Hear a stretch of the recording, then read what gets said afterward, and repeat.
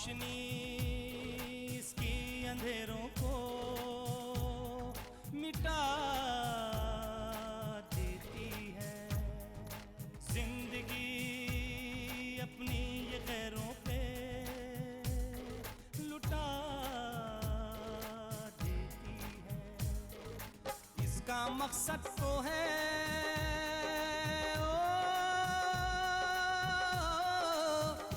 मकसद तो है दुनिया को सजाने के लिए। शम्मा जलती है पिघलती है ज़माने के लिए। शम्मा जलती है पिघलती है ज़माने के लिए। शम्मा जलती है, शम्मा जलती है। तुम फिक्र मत करो बेटा, चाहे जो कुछ भी हो जाए उस घर की बहू बनकर तुम ही जाओगी। मुझे फक्र है शम्मा, तुमने जो कहा था कि एक ना एक दिन तुम इस खानदान को मिला कर घर में कब कौन सी बात शुरू हो जाए ये समझ पाना मुश्किल है। आज अचानक ही फूफी जान ने तुम्हारे रिश्ते की बात छेड़ दी थी। ना जाने ये बात उनके ख्याल में कैसे आई कि तुम्हारा निकाह आदिल के साथ हो जाना चाहिए। चलो शम्मा, मैं तुम्हारे लिए नाश्ता लगाती हूँ। तुमने अभी तक नाश्ता भी नहीं किया। आप आपस में बातचीत कीजिए।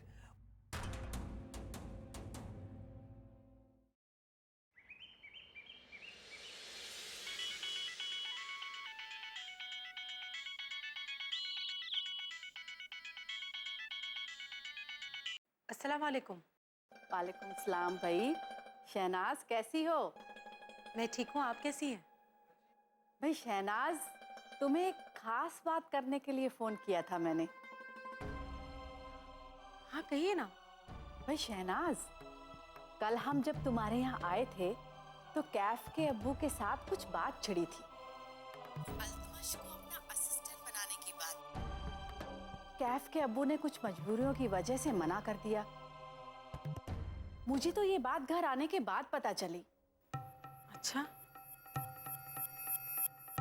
भाई कल रात को मैं सोच रही थी कि अचानक मुझे ख्याल आया कि एक ही खानदान के होकर अगर हम लोग एक दूसरे को नहीं संभालेंगे तो भाई कौन संभालेगा। तो मैंने कैफ के अब्बू से बात की कि भाई उन्हें अल्तमश को अपना असिस्टेंट बना लेना चाहिए। लेकिन पता नहीं क्या बात है शहनाज, कैफ के अब्बू कुछ कश्मकश में हैं। इस कश्मकश को तो आप ही समझ सकती हैं। भाई मैं तो कह रही थी एक तरीका हो सकता है शहनाज। अल्तमश इनका असिस्टेंट भी बन जाएगा और अल्तमश को कामयाबी की बुलंदी तक पहुंचाने की जिम्मेदारी कैफ के अब्बू के कंधों पर होगी। लेकिन ये कैसे हो सकता है? अरे बिल्कुल हो सकता है शहनाज, भाई क्यों नहीं हो सकता। लेकिन हाँ, इस बात में तुम्हें थोड़ी सी कोशिश करनी होगी, पहल करनी होगी शहनाज, और पहल करने से बात बन सकती है। मैं आपका मतलब नहीं समझी। भाई शहनाज, मैं सोचती हूँ कि क्यों ना अल्तमश और सोहा का निकाह कर दिया जाए। भाई अल्तमश एक बार जब इस घर का दामाद बन जाएगा तो तुम खुद सोचो, इनकी जिम्मेदारी हो जाएगी ना कि वो अल्तमश को बड़े से बड़ा वकील बनाए। हाँ आप ठीक कहती हैं। भाई शहनाज, तुम्हें ये बात अपने घर वालों को समझानी है कि वो इस रिश्ते की पहल करें। बस फिर देखना शहनाज, सब कुछ अपने आप ठीक हो जाएगा। ठीक है, मैं बात चलाती हूँ। देखो भाई शहनाज, दोनों खानदानों में रिश्ता तो है, पर रिश्तों में अभी पुरानी कड़वाहट बाकी है। देखो अगर तुम इस बात की पहल करती हो ना तो दोनों खानदान एक बार फिर से एक हो जाएंगे और जो कड़वाहट है ना वो भी मिट जाएगी और अल्तमश का कैरियर भी बन जाएगा। अच्छा मुझे फोन करके जरूर बताना कि घर वालों ने क्या फैसला किया। अब मैं फोन रखती हूँ। हाँ, खुदा हाफिज। खुदा हाफिज। भाई वाह बेगम, मान गए। लफ्जों का जाल बिछाना तो कोई आपसे सीखे। आखिर आप एक वकील की बीवी है ना। अब होगा ये कि वो खुद आपसे रिश्ते की बात करने आए। हाँ। क्षमा जलती है पिघलती है जमाने के लिए।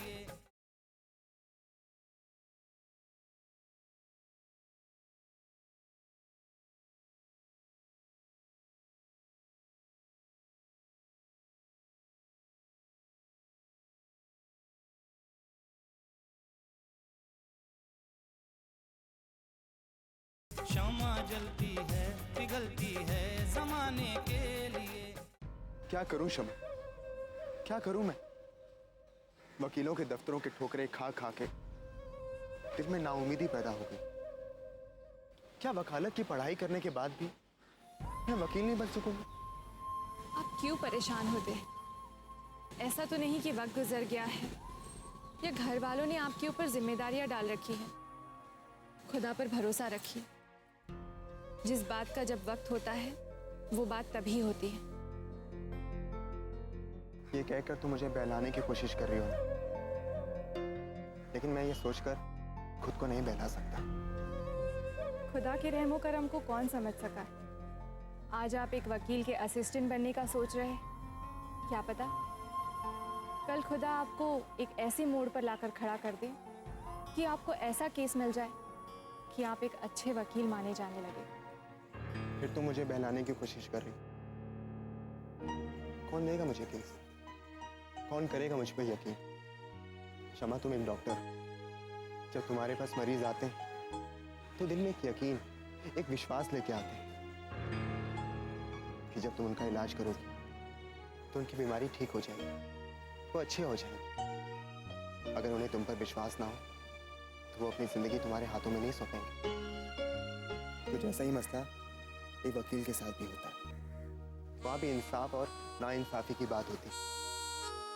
एक मुवक्किल का यकीन ही उसे अपने वकील तक पहुंचाता है, और बिना यकीन के मुझे अपना केस कौन देगा? जब खुदा की मर्जी होती है तो नामुमकिन कुछ नहीं रहता। तुम्हें पता है, जमाल चाचा जान के सामने भी दादा जान ने मुझे असिस्टेंट रखने की बात रखी थी, लेकिन उन्होंने मना कर दिया। हर तरफ से तो मुझे मायूसी मिल रही।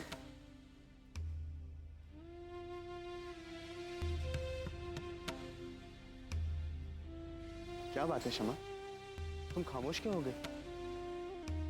अगर हम कुछ कहेंगे तो आप कहोगे कि हम बातें बनाते हैं, तो इससे अच्छा है हम खामोश ही रहें। नहीं शमा, तुम्हारी खामोशी मुझे और बेचैन कर देगी। देखिए जनाब, आपको बहुत सब्र से काम लेना होगा, क्योंकि इंसान की फितरत होती है कि जब वो खुश होता है तो सारी खुशियों की बातें सोचता है, पर जब वो मायूस होता है तो सारी मायूसी की बातें ही याद करता है। इसलिए हमारा आपको मशवरा है कि जब भी आप मायूस हो तो आप खुशियों के उन लम्हात को याद कीजिए। उससे क्या होगा? उससे आपकी मायूसी दूर हो जाएगी और खुशियों के तस्वुर में वो खुशियाँ खुद ब खुद आपकी ओर चली आएगी। तुम अपने मरीजों का इलाज दवाओं से करती हो या अपनी बातों से? तुम्हारे आधे मरीज तो तुम्हारी बातों से ही ठीक हो जाते हैं। ये भी अल्लाह का ही करम। हमने भी कई बार सोचा कि एक बार तुम्हारे क्लिनिक में एडमिट होकर देखना चाहिए। जरा देखिए तो सही कि तुम अपने मरीजों से कैसे पेश आती। अल्लाह ना करे कि आप पर कभी कोई तकलीफ आए। तुम तकलीफ की बात कर रही हो, हम तो तुम्हारी मोहब्बत में बीमार हैं। हाँ, ये बात अलग है कि अब तक तुम्हारे क्लिनिक में एडमिट होने की नौबत नहीं आई। चलें? चलो।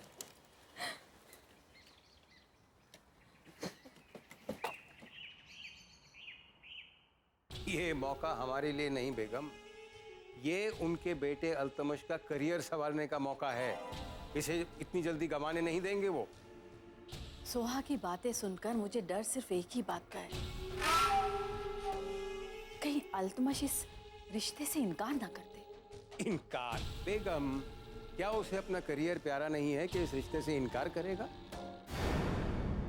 अब ये जिम्मेदारी शहनाज और उसके घर वालों की है कि किस तरह वो अल्तमश को राजी करते हैं और किस तरह वो हमसे रिश्ते की बात करते हैं। इनकार की वजह दूसरी है।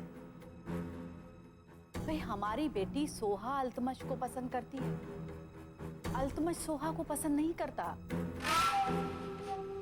उस घर का तो रिवाज भी है, फैसले से पहले फैसले से जुड़े हुए फर्द की रजामंदी ली जाती है।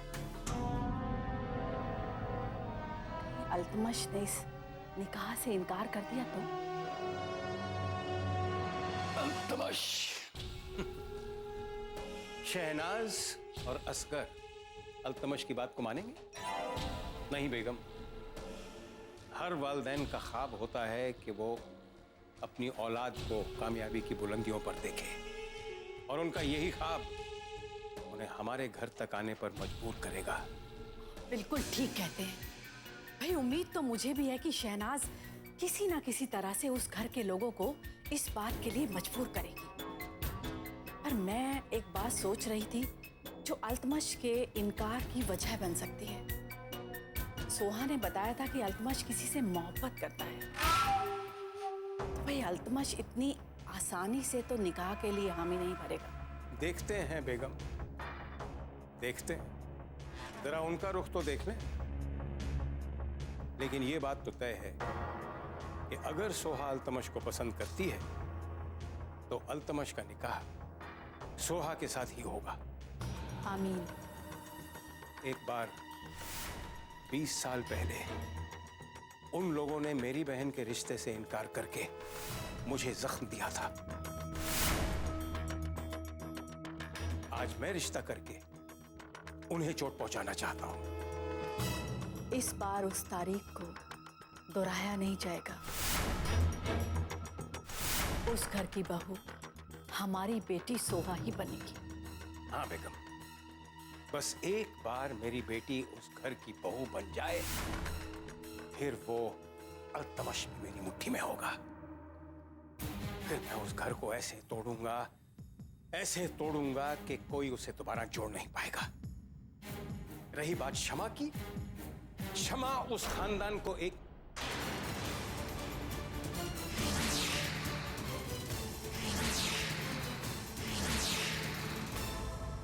क्षमा जलती है पिघलती है जमाने के लिए।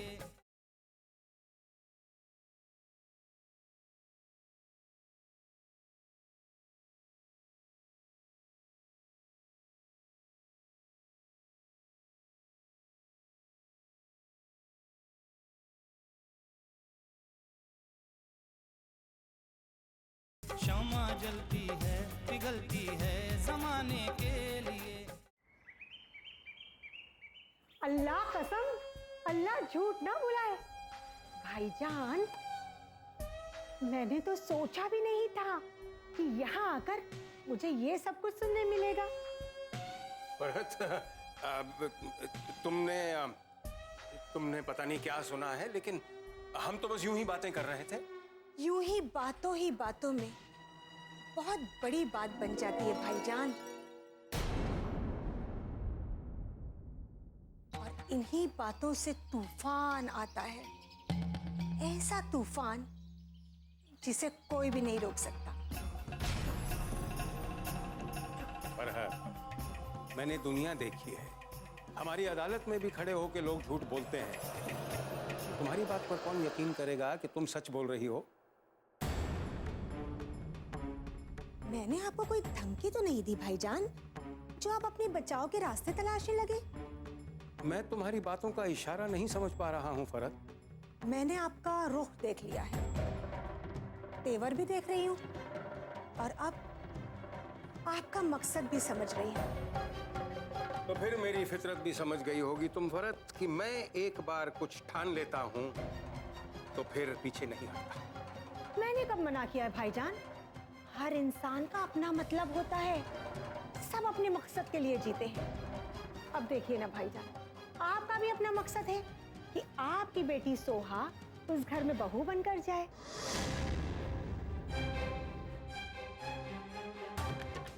अल्लाह कसम, अल्लाह झूठ ना बुलाए। मुझे इस बात से भला क्या एतराज हो सकता है? बल्कि मुझे इस बात से बेहद खुशी है।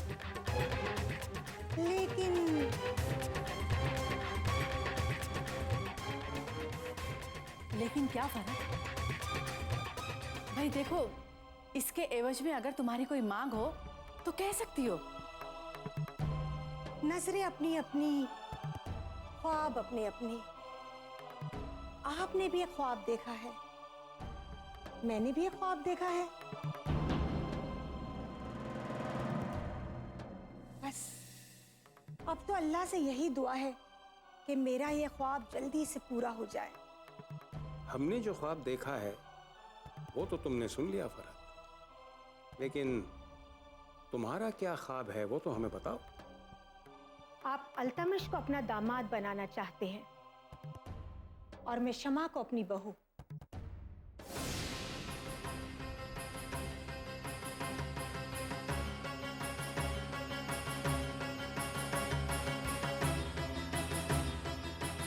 वाह वाह वाह, बड़ी दूर की सोची तुमने। भाई वाह, एक ही तीर से दो शिकार, एक ही झटके में अपने बेटे को मालामाल कर देना चाहती हो, क्योंकि तुम अच्छी तरह जानती हो कि चाचा जान अपनी जायदाद का एक बहुत बड़ा हिस्सा शमा के नाम करने वाले हैं। तुम्हारे बेटे आदिल की तो जिंदगी संवर जाएगी। लेकिन फरहत भाई, क्या तुमने कभी ये सोचा है कि शमा जैसी पढ़ी लिखी लड़की को तुम्हारे बेटे आदिल के पल्ले बांधना चाहेंगे वो लोग? इसीलिए तो मैं चाहती हूँ कि आप लोग मेरे मकसद में मेरी मदद करें। और आपके मकसद में मैं आपके साथ हूँ। ओ, बड़े सही वक्त पर तुमने सौदे का तीर मारा है फरहत। और वो तीर जो तुमने अपने तरकश में संभाल कर रखे हैं, जब वो अपने अपने निशाने पर लगेंगे ना, तब तुम्हें फिक्र करने की कोई जरूरत नहीं हो।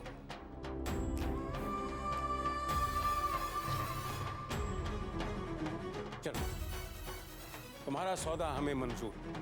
अल्लाह कसम, अल्लाह झूठ ना बुलाए, ये आपको भी मालूम है और मुझे भी पता है कि उस घर के लोग मेरे बेटे आदिल के साथ शमा के रिश्ते के लिए कभी राजी नहीं होंगे।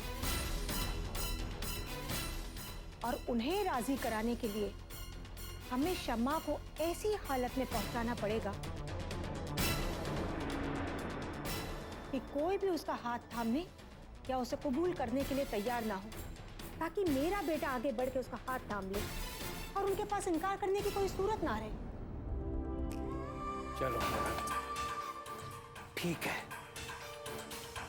सांप भी मर जाएगा और लाठी भी नहीं टूटेगी। शमा जलती है, पिघलती है जमाने के लिए।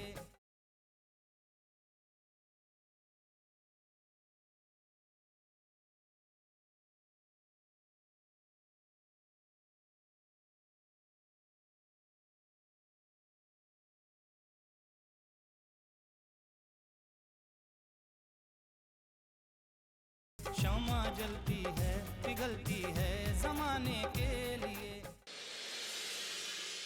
ये तुम क्या कह रही? हम वही कह रहे जो हकीकत है अब्बाजान। रेहाना आपा का फोन आया था, उन्होंने ये ख्वाहिश जाहिर की है कि अल्तमश और सोहा का निकाह तय कर दिया जाए। उनकी बात ठीक ही है अब्बूजान। उन्होंने शहनाज से ये कहा कि अगर हम सोहा को बहू के रूप में कबूल कर लें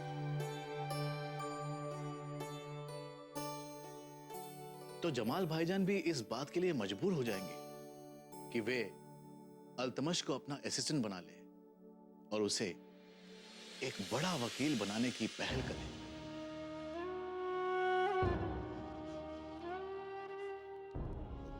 किस ख्याल को लेकर रेहाना ने इस रिश्ते की पहल की है?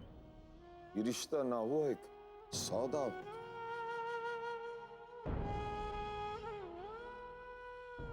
और जिन रिश्तों में शर्तें हों, सौदे की बातें हों, जिन रिश्तों की बुनियाद खुदगर्जी और समझौते के ऊपर हो, उन रिश्तों की लंबी उम्र नहीं होती। अबूजान, बात वो नहीं है जो आप समझ रहे हो। हम तो ये सोचकर आपके पास आए थे कि अल्तमश के लिए कहीं ना कहीं रिश्ता तो ढूंढना ही है।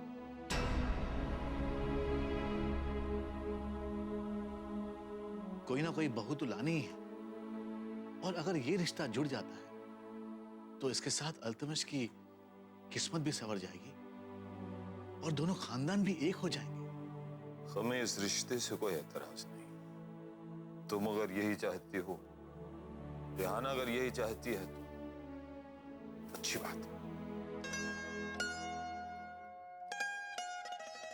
लेकिन याद रखना, बच्चों को नसीहतें देना हमारा फर्ज है, बच्चों को सही राह दिखाना हमारा फर्ज है, लेकिन बच्चों पर हुक्म चलाना हमारी फितरत नहीं होनी चाहिए।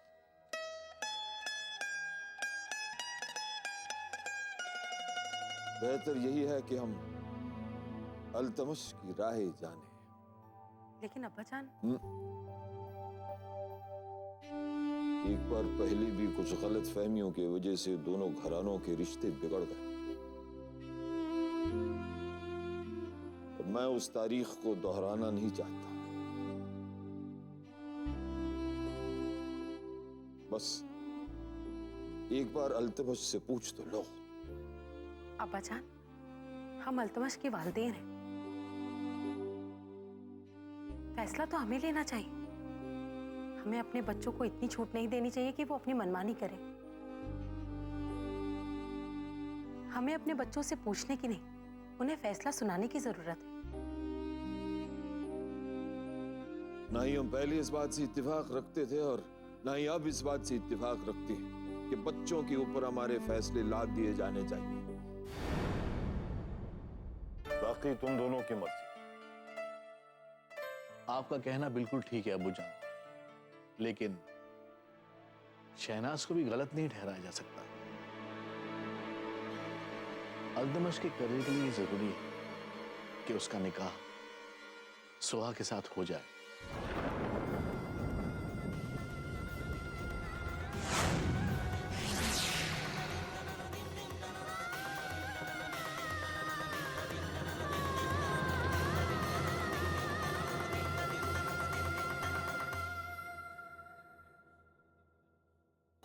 सीने का हर एक दर्द छुपाने के लिए, अपने सीने का हर एक दर्द छुपाने के लिए शम्मा जलती है, पिघलती है जमाने के लिए।